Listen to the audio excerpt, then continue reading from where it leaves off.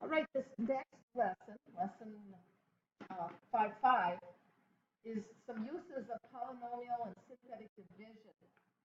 And we're going to be looking at the remainder theorem and the factor theorem. Okay, so we're going to be using these to find factors of polynomials and to solve polynomial equations.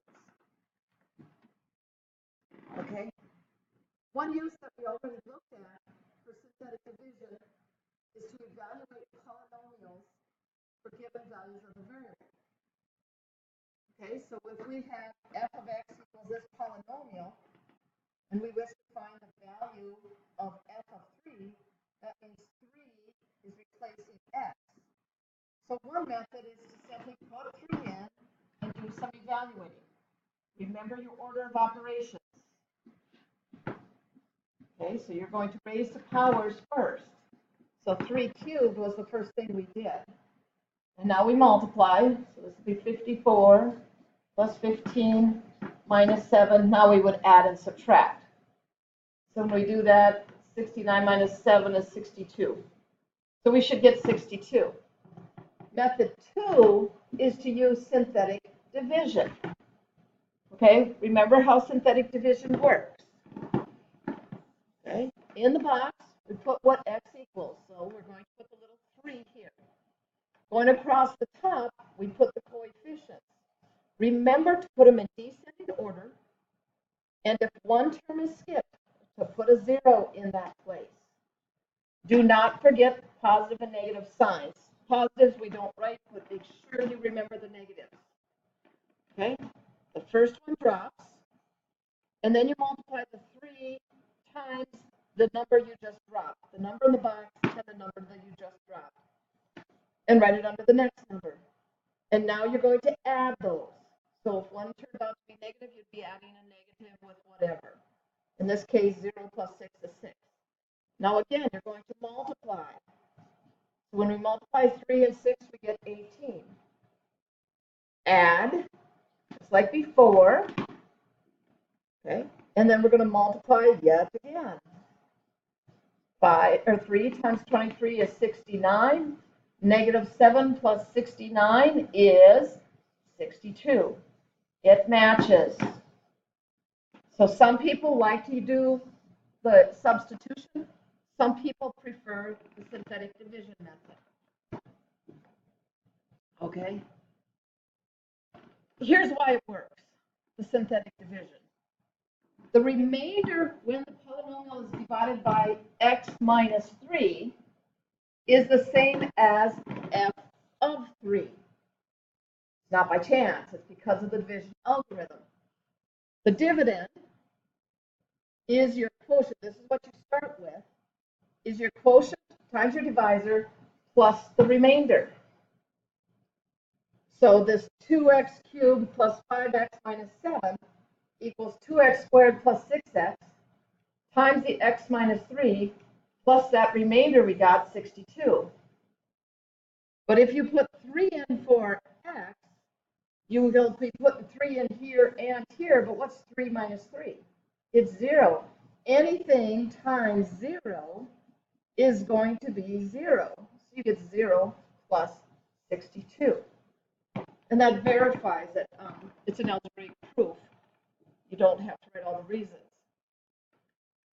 So in general, for polynomials, whatever, p of x, with divisor x minus c, quotient q of x, and remainder r, p of x, the original, is your quotient times your linear divisor plus the remainder.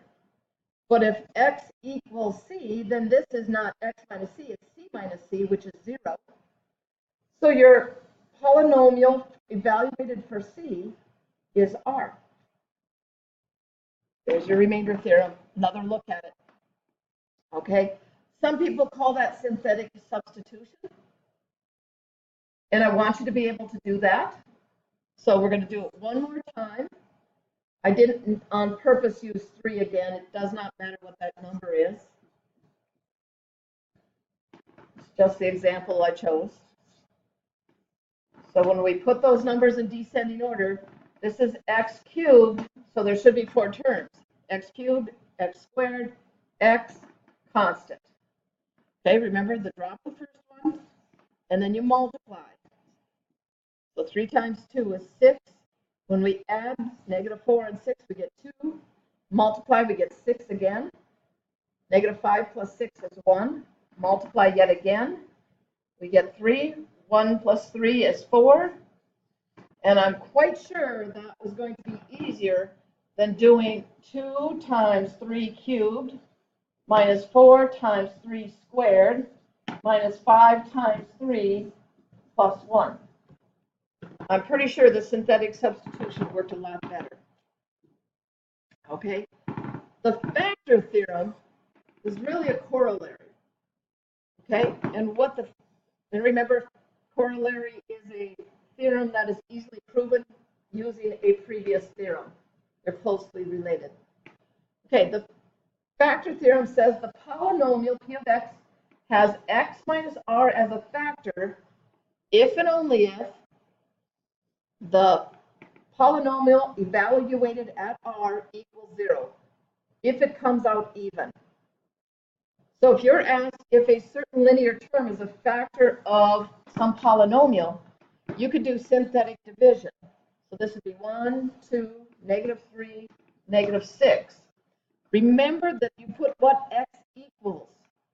So the x minus 2 is set equal to 0, x equals 2. Do not put in the number you see. Make sure you solve that for x when you set x plus or minus your number equal to 0. So we drop the first one, multiply, add, multiply, add, multiply, add. We got 4. It has a remainder, so no, x minus 2 is not a factor of g of x. It did not come to 0. And that's all you're looking for. It has to end at 0 or it's not a factor. Okay? Another way to word it is x equal -2, a 0 of the function. So this time you do have x equals. So the box is -2. It already has been set to equal to 0 and they solved for x. Okay, our coefficients are 1, -3, -13, -6. Okay, drop the 1, multiply, add, multiply, add, multiply, add. We got 0. Yes. -2, x equals -2 is a 0 of h of x. So that's all you need to do is look to see what it evaluates to be. Yeah, Mrs. Reiser had to throw a tough one. Is the linear factor k plus the square root of 3 a factor of this polynomial? Okay, so it's 1, 2, -3, -6. This is one example you might have to look at a couple times. Okay, so k would have to equal -square root of 3 for that to be 0. Okay, so drop the 1. Then we'd have -square root of 3. So when we add, we got 2 minus square root of 3. When you multiply, you'd have -2 square roots of 3 plus 3. Isn't that convenient? Because now the 3's will cancel. Okay, so when we multiply -square root of 3 with -2 square roots of 3, the negative times negative is positive. You'll have 2 square roots of 9, which is 6. And it ends in 0. So you could answer, yes, it is a factor. It is a factor. Okay, now these are not rational terms. They're not complex. They're not rational.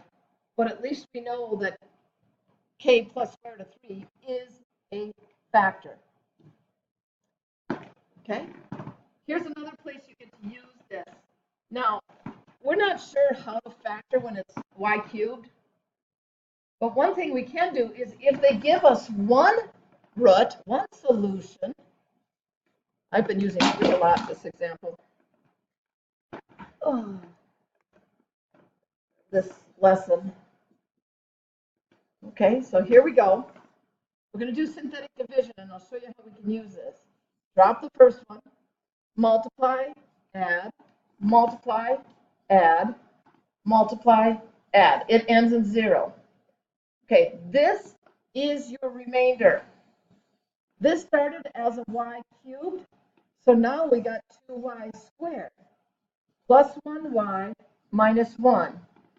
Set it equal to 0 because we are going to solve that for quadratic. We already have x equals 3, but we're going to find the others. And to do that, we'll factor. Okay. 2y squared has to be 2y and 1y. The 1 has to be 1 and 1. The outer product, this and this, is 2y. The inner product is 1y. We want a positive 1y, so we need positive 2, negative 1. Or you can use box and diamond. But when you set those two factors equal to 0, from the first one, we will get y equals positive 1 divided by 2. The second one, we will subtract 1 divided by 1. Doesn't change anything. So we get the 3 possible values for x to make this 0, to solve that. And we got these 3. Now, one way you can check this is you can graph this either on Desmos or on your graphing calculator. You'd have to use x's instead. You'd go y equals 2x cubed minus 5x squared minus 4x plus 3. And your zeros should be these 3 numbers. It's a nice way to check your work. Here's something that's kind of fun to those of us that do a lot of math. We want to be able to do something forward and backwards. It helps us to really understand. So sometimes you're asked to find the polynomial equation when you know the roots. Okay, so you want to integer your coefficients, so if there's any fractions, you want to take care of them. So if the polynomial has 2, negative 3, and negative 4, that's what x equals. Okay, so when you go back to write them as factors, you make them so they equal 0. So here you'd subtract 2 from both sides. Here you would add 3 to both sides, and here you would add 4 to both sides. So it equals 0. And that's how we get these. And then you know how to FOIL and multiply polynomials, so you would be able to get the bottom one. Okay, so that isn't too difficult. I was supposed to erase, sorry. All right. If any of the roots or solutions or zeros or fractions, change that factor. So if the x, the zeros were 2/3, negative 3, and 4. So this one's pretty straightforward. We'd add 3 to both sides. This one we'd subtract 4 from both sides. But this one we would multiply by 3 first, and then move the 2. And that's what our function would be. And now, again, you know how to multiply those probably better than I do, so I'm not going to waste our time.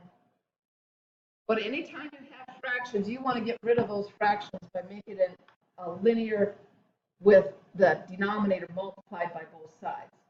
So back here, I multiplied both sides by 3 to get this 3x equals 2. There we go. I even made it in time.